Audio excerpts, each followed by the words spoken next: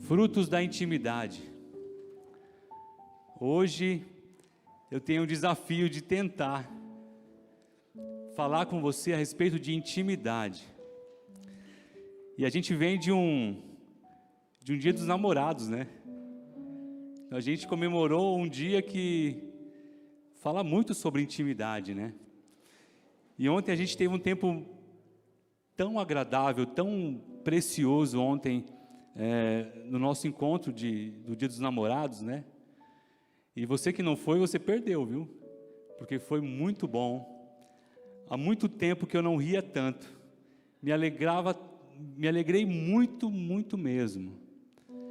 Então, se você não foi, você perdeu. Então, fica ligado para o próximo, para você participar desse tempo incrível. Frutos da intimidade. A ideia é que a gente possa rever alguns conceitos nossos a respeito da nossa intimidade com Deus. Como que nós temos nos posicionado diante de Deus, diante dos problemas, diante de todo o nosso ser. Porque às vezes a gente vai por um caminho errado, né? A gente busca a intimidade de uma forma, a gente quer separar as coisas, a gente quer separar a teologia do nosso estado emocional, quando na verdade Deus nos chama para um relacionamento integral. Porque se nós conhecermos a Deus, nós vamos na mesma hora saber quem nós somos. E o Senhor vai nos conduzir, porque o Senhor foi aquele que nos fez em essência, irmãos. Se tem alguém que sabe sobre nós, esse é Deus. E Ele tem nos chamado, nos convidado a olharmos para as Escrituras, meditarmos nela de dia e de noite, para que a gente possa entender sobre nós e sobre Ele. Então, eu queria trabalhar com vocês hoje o profeta Isaías. Então, se você trouxe a sua Bíblia, abra por favor o capítulo 6, a partir do versículo 1, porque não dá para falar de intimidade com Deus sem falar sobre Isaías. Isaías, esse grande profeta, né, conhecido como profeta maior, não porque ele era maior do que os outros profetas, é que na verdade ele produziu mais coisas. O profeta Isaías, ele tem um livro com 66 livros. Ele profetizou durante o reinado de 4 reis. Então ele foi alguém muito importante no Antigo Testamento e vale a pena a gente olhar para ele. E tem algumas curiosidades sobre o livro de Isaías, né? Que assim como a Bíblia tem 66 livros, Isaías tem 66 capítulos. E do capítulo 1 vai falar sobre o Antigo Testamento, sobre a promessa de Deus para o povo de Israel. E aí na sequência vai falar sobre o que ele foi muito conhecido como profeta messiânico. Ele vai falar a respeito da raiz de Davi, que viria o Messias. E tem o capítulo 53 que fala do servo sofredor, e ele profetiza de uma forma incrível. Ele fala sobre, é como se fossem os evangelhos. E os 2 últimos capítulos falam a respeito do Apocalipse. Então, grande era a intimidade desse homem com Deus, para que pudesse revelar a ele todas essas grandezas, tudo isso que nós estamos aqui hoje, falando a respeito dele. E sobre Jesus, mais de 700 anos antes, ele já falou a respeito do Messias. Então, Isaías, vale a pena a gente olhar para ele. Os estudiosos dizem que ele morreu cerrado ao meio. É uma referência lá em Hebreus, né? 11:37, quando fala que alguns foram cerrados ao meio.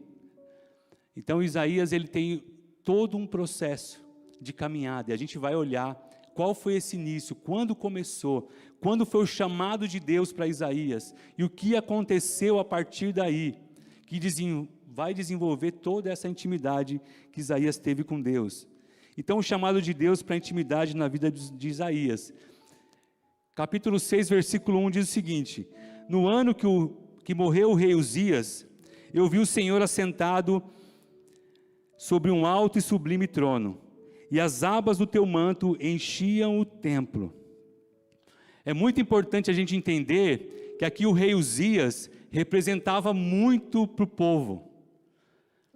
O reino do sul, Judá, onde a capital era Jerusalém, o rei Uzias reinou por 52 anos. Imagina, gente, a estrutura do reino, a estabilidade financeira, estabilidade política. Isaías era de uma família real. Os estudiosos dizem que o grego dele era quase perfeito. Então, eles dão a entender que ele era alguém muito importante. Ele era da classe real mesmo. Aqui, ele era um garoto de 20 anos.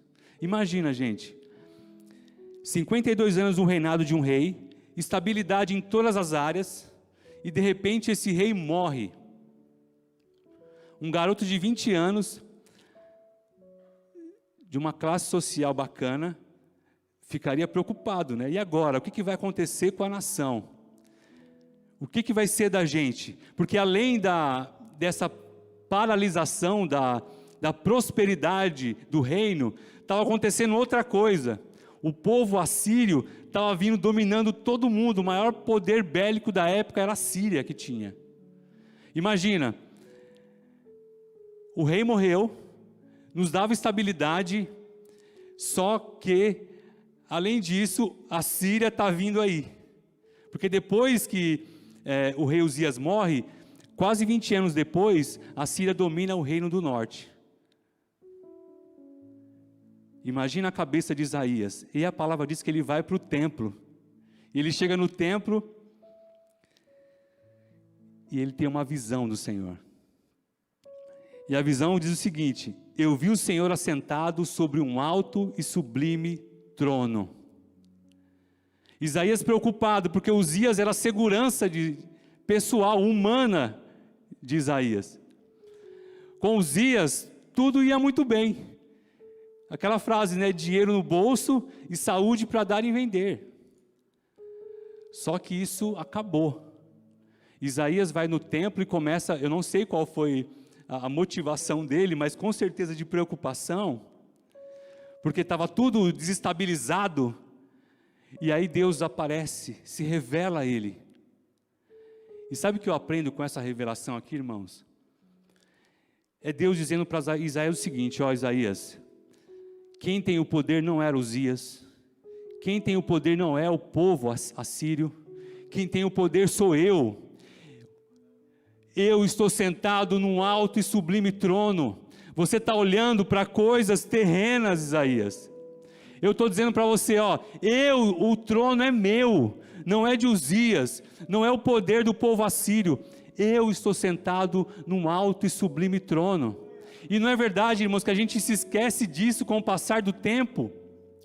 A gente vai vivendo, a gente parece que esquece que Deus está sentado, Deus controla todas as coisas. Só que a gente vai esquecendo disso e a gente vai vivendo como se a gente dependesse de governos humanos, como se a última palavra viesse de um governo humano. A gente vai vivendo e a gente se esquece disso. Deus está dizendo para Isaías, ó, eu estou sentado num alto e sublime trono.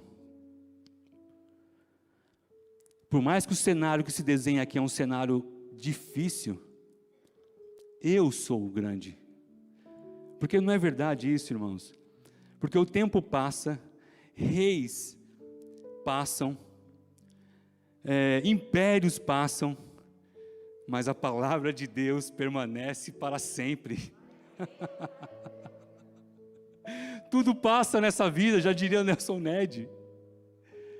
Mas a palavra do Senhor permanece para sempre. Então o primeiro passo de intimidade, onde Deus está chamando Isaías, é falar: Isaías, calma o teu coração, acalma o teu coração. Sabe por quê? Porque Uzias morreu sim, o cenário que está se desenhando é um cenário difícil sim, mas ó, eu estou sentado num alto e sublime trono, isso aqui é meu, Isaías, você é meu, descansa o teu coração. O profeta aqui está em crise, só que a gente vai ver que a crise é algo bom para a gente. Crise é algo bom. Então, Deus se revela para Isaías nessa crise, para que Isaías possa conhecer Deus melhor, para que Isaías possa tirar a visão dele de algo terreno e passageiro e comece a olhar para algo eterno. Porque a crise, ela vem para isso, irmãos. E aí a gente pensa assim às vezes, que Deus está sempre do lado daqueles que estão sempre em situação difícil, né? A gente sempre escuta falar que, aí lá fora, né, que as pessoas dizem que todo evangélico é ex alguma coisa, né? Que quando você quebra a tua cara, você corre para Deus. Na verdade não é bem assim.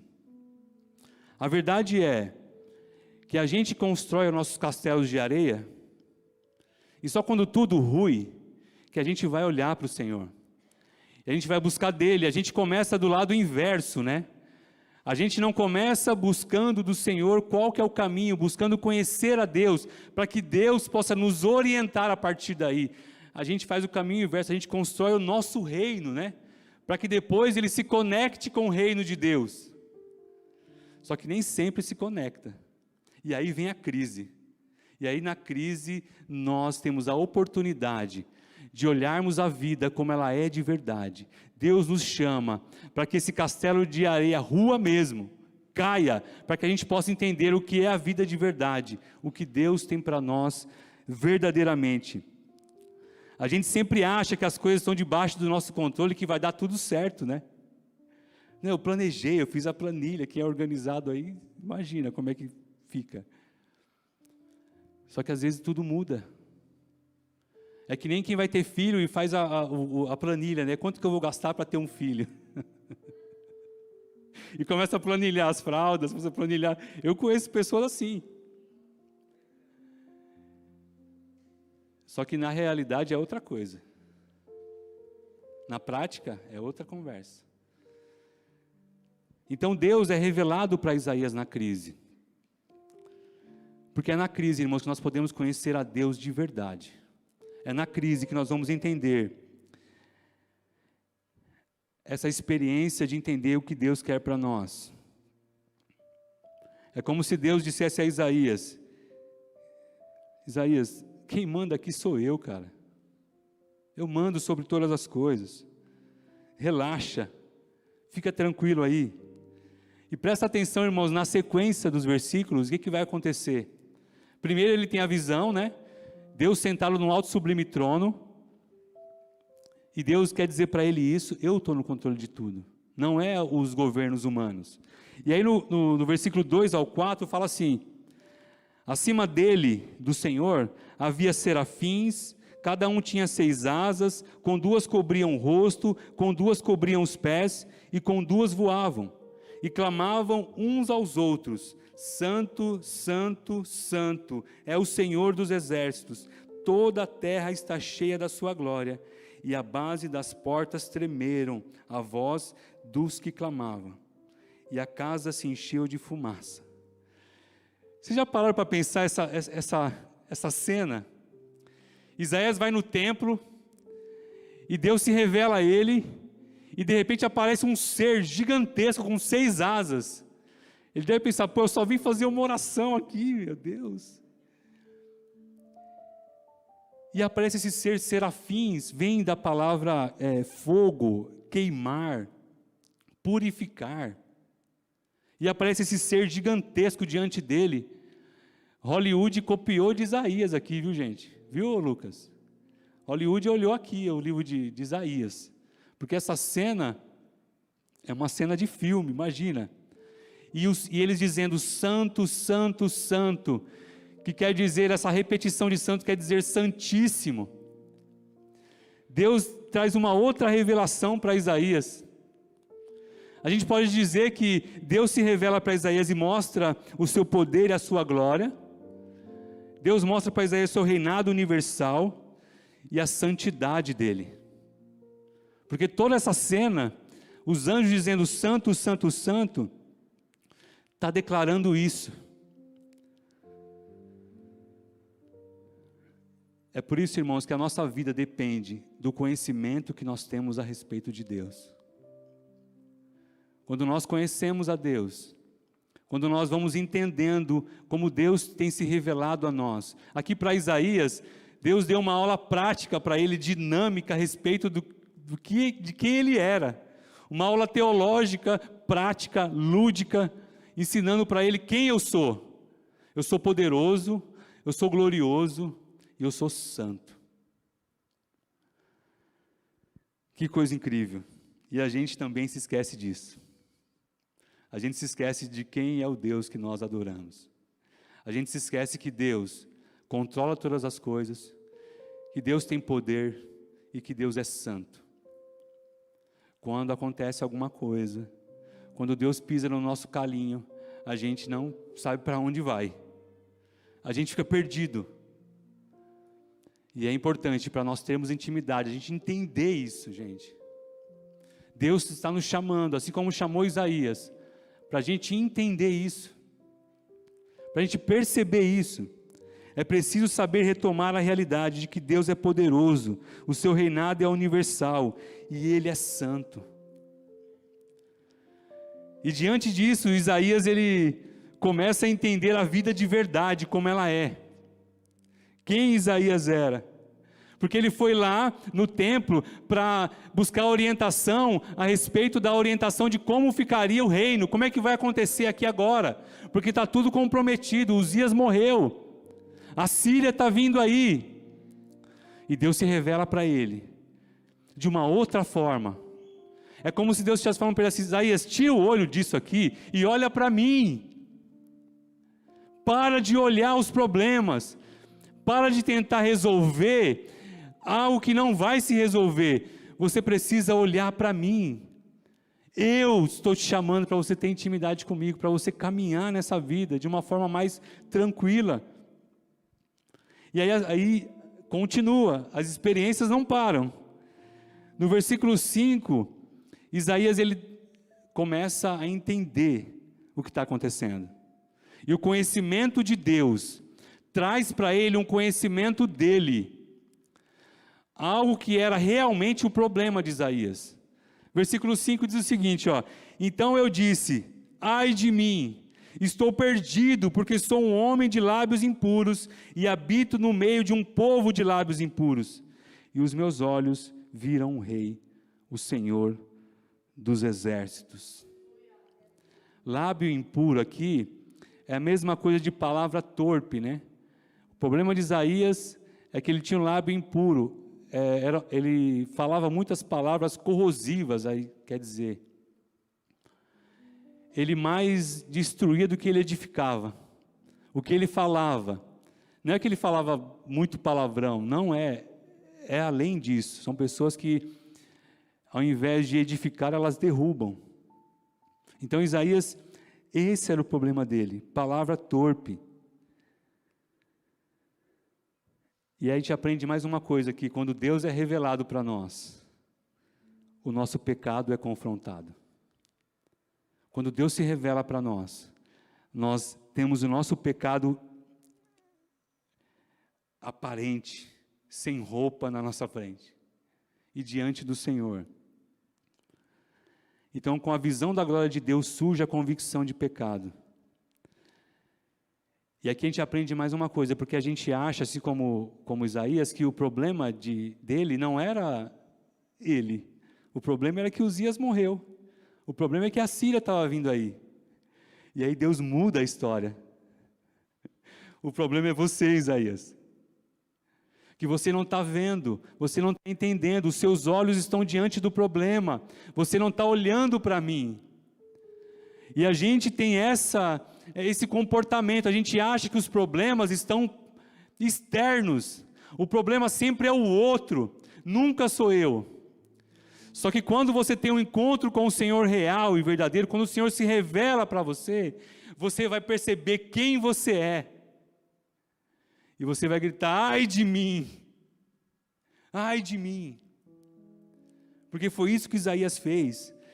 Porque, irmãos, a gente tem essa tendência de olhar para o que está externo. Por isso que é mais fácil a gente falar do outro. É mais fácil dizer que o outro é o meu problema. É mais fácil dizer que está tudo errado. No meu país está tudo errado. No meu trabalho está tudo errado. Na igreja tem muita coisa errada. A gente faz isso. Só que aqui o profeta escreveu o seguinte, que quando eu encontro com o Senhor, a revelação de quem eu sou, eu percebo que o problema está em mim. E aí a gente entende isso porque assim, quando eu tenho uma perspectiva dentro de mim da vida, eu consigo passar por muita coisa, por mais difícil que seja, eu consigo passar por elas, com coragem, convicção. A gente tem um exemplo do judeu, né, o Viktor Frankl, que passou por 7 campos de concentração. Pessoas que têm o seu lado interior bem resolvido, ela tem uma tendência a passar melhor pelas dificuldades. Porque tem pessoas, irmãos, que têm uma vida boa, e a despeito dos problemas externos, ele sofre. Ele sabe, ele está bem, na questão financeira, um monte de coisa, mas ele não consegue lidar com as crises interior dele. O externo está bem, mas o interno está mal. Quando na verdade o interno tem que estar bem, para que o externo não te aflija. Tem muita gente que sofre a ação de pessoas corrosivas, quando na verdade você se deixou magoar. Não é que as pessoas te magoam ou te machucam, você que se deixa machucar. Porque se você está bem, você consegue passar por tudo isso. Então a convicção de pecado, quando eu tenho esse encontro com Deus, ela é específica, ela é original, não é genérica. O pecado não está fora, o pecado está em mim. E o de Isaías era o lábio impuro. Quando Deus chega perto de Isaías, ele reconhece quem ele é, e de forma direta e específica. Qual é o seu problema? Você tem apontado para fora? Você tem se escondido no seu problema para que o outro seja o seu problema? Para que você não trate o seu real problema?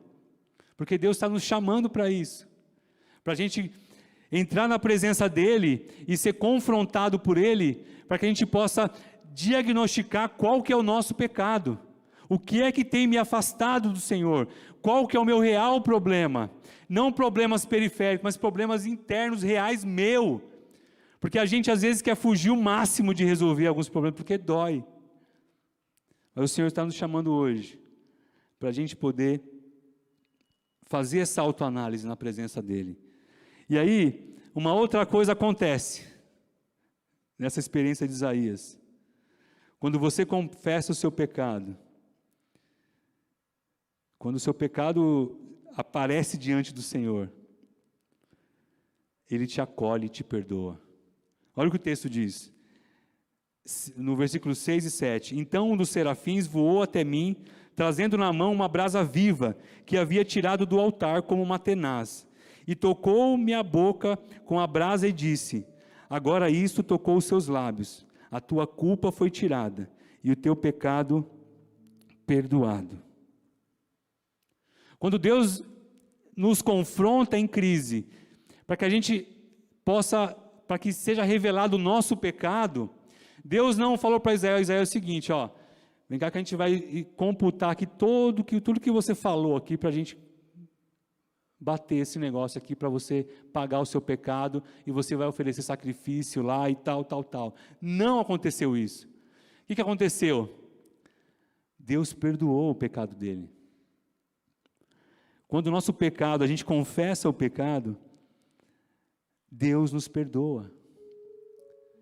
Deus está pronto para nos perdoar. E sabe o que acontece, gente? A gente às vezes faz tanta besteira. Às vezes a gente só faz besteira. E aí Deus está procurando a gente para dar um abraço, a gente se esconde debaixo da mesa. A gente quer fugir, a gente não quer, a gente acha que a gente vai ser castigado. Para quem acha que a graça só acontecia só acontecia no Novo Testamento, estamos vivendo na época da graça, agora não, no Antigo Testamento também tinha graça de Deus. Porque está dizendo aqui, ó, pecado confessado é pecado perdoado. A graça profunda de Deus trazendo perdão para Isaías. A graça profunda de Deus. Deus nos confronta para que a gente seja perdoado, não para nos castigar. Às vezes temos uma visão distorcida a respeito do Senhor, que achamos que se confessarmos, se eu confessar o meu pecado, eu vou ser humilhado, as pessoas vão me expor. Não é nada disso. O Senhor tem um propósito, e o propósito de Deus de amor é nos acolher. Porque Ele sabe do nosso potencial, Ele sabe o quanto isso nos paralisa. O quanto culpa, falta de perdão, palavra torpe, que era o problema de Isaías. Isso atrapalhava a caminhada dele. Então Deus mostra para Isaías que o problema dele era o pecado, não era outra coisa. O problema de Isaías não era o sistema que estava todo quebrado, era que ele era pecador. E ele mostrou para ele que ele perdoa totalmente sem exigir nada em troca. Deus está disposto a nos perdoar. Deus está com seus braços abertos, a palavra diz, não está com os braços encolhidos, e sim com os braços erguidos para nos abençoar. Intimidade com Deus é entender isso. É se eu peco, eu posso me redimir. O justo cairá 7 vezes, por 7 vezes ele se levantará. Não podemos viver se, eu sou impuro, eu estou perdido, eu não posso mais. Não. São segundas chances, a gente falou sobre isso um tempo. Segundas chances, é isso que Deus nos dá. Deus está pronto para nos perdoar. Deus não faz contabilidade dos seus pecados, para te cobrar depois com juros e correção monetária. Deus não faz isso. Assim como com Isaías, ele perdoa, ele purifica Isaías, para que Isaías possa cumprir o propósito dele. E aí acontece mais uma coisa nesse encontro. E o que acontece agora no final, de todo esse processo que Isaías passou com a revelação de Deus, onde ele entende que Deus reina, que Deus é poderoso, que Deus é glorioso, que Deus é santo, que nos achegarmos diante do Senhor, na verdade revela quem nós somos em essência, e a revelação de quem nós somos em essência, não vai nos castigar a ponto de nós perdermos a salvação ou sermos humilhados. Pelo contrário, nós seremos acolhidos pelo Senhor. E aí, a partir desse processo, o Senhor chama Isaías para ele não ser um cristão de segunda categoria. Ele chama Isaías para ele ser um cristão de primeira categoria. Porque cristianismo, ou seguir a Deus, que era na época de Isaías, não é um conjunto de ideias, não é o quanto eu sei de teologia, não é o que eu sinto. O chamado de Deus para nós é prático, a teologia para nós é prática, o evangelho para nós é prático. E Deus está chamando Isaías aqui para ele sair dessa categoria segunda, medíocre, para que ele possa viver a vontade do Senhor. E olha o que ele diz no versículo 8. Depois disso, ouvi a voz do Senhor que dizia: a quem enviarei? Quem irá por nós? E eu disse: estou aqui, Senhor, me envia. Deus é maravilhoso, né? Porque depois que tudo que ele fez com Isaías, ele poderia falar assim: Isaías, agora você vai me servir. Toma aqui sua missão, vai lá, vai fazer. Olha como Deus é. Deus parece meio irônico, né?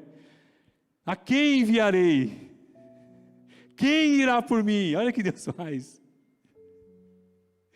Isso é prova para nós que Deus não arromba a porta de ninguém. Deus, Ele está nos chamando, e a decisão é nossa. A decisão é minha e sua, de sairmos de uma mediocridade, de uma segunda categoria cristã, e começarmos a nos envolver na obra. O caminho de conhecer o Deus revelado sempre vai fazer um servo enviado. Toda vez que a gente conhecer a Deus, que a gente buscar conhecer a Deus, e a gente ter um encontro com Ele, naturalmente Deus vai te enviar. E sabe por que Deus não arromba essa porta? Porque Ele sabe o poder do chamado. Ele sabe quando alguém entende o seu chamado, não há nada que o segure. Não há nada que o faça se contentar com uma mediocridade cristã. Ele vai cumprir. Pessoas saem de países, vêm para cá, o pastor Lucas aí, o sogro dele. Pessoas vão para lugares onde a sua vida tem vencimento no Oriente Médio. Ele vai porque ele sabe que ele vai morrer daqui 3 meses, mas ele está lá. Deus obrigou essa pessoa aí? Com certeza ele fez como Isaías: a quem enviarei? Quem irá por mim? Deus sabe da força do chamado daqueles que o servem. Então, o chamado de Deus para Isaías de intimidade, no final de tudo, irmãos, intimidade com Deus, é o quanto nós estamos dispostos a ter experiência com Ele, e a partir dessa experiência, receber o nosso chamado, receber aquilo que Deus tem para nós, e nós evoluirmos, e nós fazermos a vontade dEle, servir as pessoas, honrar a Deus, porque foi isso que Jesus fez. E se nós temos que ser parecido com Ele, esse é o caminho. E o que eu acho incrível, que um garoto de 20 anos que foi um dia orar no templo, de repente ele viveu essa experiência. Eu não sei quanto tempo durou essa experiência no templo com ele, mas a partir daí, do chamado de Isaías, esse garoto de 20 anos, ele muda a história do povo.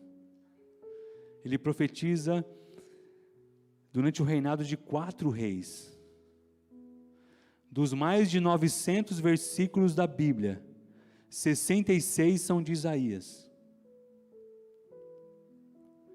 Alguém que recebeu a revelação do Messias, irmãos. Alguém que recebeu, imagina Isaías recebendo o capítulo 53, falando da terra seca, da raiz que ia surgir. Imagina esse homem. Isso é fruto de intimidade. Fruto de intimidade com Deus não é o quanto eu vou ganhar, não é o trabalho. Isso é bênção sim, mas o verdadeiro fruto que Deus quer de nós é que nós sejamos íntimos dEle, para fazer a vontade dEle, para olharmos para Ele como o autor e consumador da nossa fé, que o trono é dEle, que eu não preciso militar se é a esquerda que vai entrar, se é a direita. Deus não quer saber disso. Sabe por quê? Porque Ele reina, o trono dEle é maior do que tudo. O trono dEle está acima das dificuldades humanas, acima de um sistema que o nosso país está vivendo, acima de uma pandemia, irmãos. Nós precisamos nos posicionarmos diante do Senhor e parar de circunstâncias, de deixar as circunstâncias nos parar, porque nós temos nos movido pelas circunstâncias. Isaías se movia pelas circunstâncias. Deus está dizendo: eu que reino, isso aqui é meu, busca de mim o direcionamento. Ainda que isso tudo acabe, ainda que a Síria venha, e ela veio, e ela deu mesmo em cima de Israel, mas o Deus continua no controle de todas as coisas. O trono é dEle, nós somos dEle. O que nós precisamos fazer é nos entregarmos a Ele, é parar de viver experiências faíscas, e começarmos a entrarmos na presença de Deus. Senhor, eu quero viver a experiência de Isaías, Porque ninguém, irmãos, que entra na presença de Deus, que diz que tem um encontro com o Senhor, sai da mesma forma. Não sai. Tem pessoas que falam assim, eu tive um encontro com Deus, eu vi alguma coisa sobrenatural, e permanece o mesmo. Não é isso que o texto está dizendo para a gente aqui. Se nós tivermos um encontro real com Deus, a sua vida muda, você é tocado, você nunca mais vai ser o mesmo. E aos olhos humanos você está perdido, irmão. Porque esse propósito vai te consumir, até que você cumpra ele. Então, intimidade com Deus é fazer a vontade dele. Nós receberemos sim as bênçãos aqui, e isso é bom. Só que nós temos um propósito maior. Deus está dizendo, disse para Isaías, tem algo mais. Tem águas mais profundas. E eu quero levar você para lá. Você quer? Eis-me aqui, Senhor. Me envia. Frutos de intimidade. É isso, irmãos. Eu queria orar com você agora. E que se você pudesse colocar de pé, eu quero te convidar para esse, assim como Deus convidou Isaías. Porque hoje, infelizmente, nós precisamos, às vezes o apelo hoje ele se estende, e não se estende somente para quem não conhece a Cristo. O apelo se estende para nós, porque aqui Deus estava tratando um homem da fé, que se esqueceu de quem Deus era. Então, se hoje você tem se esquecido de quem Deus é, se você tem agido como se Deus não existisse, embora você creia em Deus, Deus pode mudar tudo assim, porque foi assim com Isaías. Ele só foi orar, e Deus mudou a vida dele, e esse propósito o conduziu até que ele fosse cerrado ao meio, porque ele sabia, como diz lá em Hebreus, que ele esperava algo muito maior, ele contemplava um reino muito maior. Então eu quero te convidar nessa manhã, a orarmos, mas que nós possamos assumir a posição, como igreja. Esse processo está passando, ela vai passar a pandemia, e nós, como igreja, precisamos estar prontos para acolher aqueles que vão vir enlutados, pessoas doentes psicologicamente. E Deus espera que eu e você façamos isso. Deus espera que nós façamos isso, que nós possamos assumir o nosso papel, porque isso é posicionamento de quem tem intimidade com Ele. Então peça por intimidade com o Senhor. Peça e se Deus tem uma aula para você sobrenatural como teve para Isaías, que assim seja. Mas não que você ache que você é o canela de fogo, não é isso. Essa aula de Isaías levou Isaías a reconhecer que ele era pecador. Tem gente que vê anjo e acha que é santo, né? Quando você vê um anjo, você vai saber que você é um grande pecador. Então vamos orar, nos apresentarmos diante do Senhor como igreja, como aqueles que vão continuar a obra de Deus, assumirmos um posicionamento. Procure alguém, irmão, se você está na igreja e você ainda não se sente deslocado, me procure. Procure o Farney e a Maureen, procure o pastor Mateus. Eu quero fazer alguma coisa. Procura os mordomos. Eu quero ajudar. Como é que eu ajudo? Como é que eu faço alguma coisa? Tem várias frentes, tem a mídia, tem muita coisa para fazer. E isso é a atitude de quem é íntimo de Deus, porque Ele serve. Tem uma frase que diz assim, quem não vive para servir, não serve para viver. Esse é o nosso chamado. Amém? Senhor, obrigado, Pai, porque a Tua palavra tem conduzido milhares e milhares e milhares de pessoas durante todos esses anos. E é tão bom saber que ela continua viva e eficaz. E que o Senhor ainda nos chama para a intimidade. E que o Senhor nos acolhe, Senhor. E às vezes mostra o nosso pecado, não para nos condenar, mas para nos salvar. Por isso aqui, Senhor, eu me uno aqui em oração com os meus irmãos. Senhor, se revela a nós, Pai. Revela-te a nós, Senhor. Revela-te a nós como o Senhor se revelou a Isaías, Pai. Para que possamos ter uma visão de quem nós somos de verdade, Pai. Eu sei que muitos de nós têm crise de identidade, quem é, não sabe quem é, Senhor. Pai, que nessa manhã o Senhor possa se revelar a cada um de nós, Pai. De uma forma simples, de uma forma complexa, não importa, Senhor. Mas se revele a nós, nos traga a convicção de quem nós somos. Senhor, nos acolha, Pai, para que possamos fazer a Tua vontade, Senhor. Pai, reativa, Senhor, pessoas de ministério, pessoas que serviam o Senhor com alegria, Pai. Nós temos uma multidão de pessoas que foram magoadas, machucadas, Senhor, por circunstâncias relacionais, Senhor. Revela-te, Senhor, a Ele, Pai.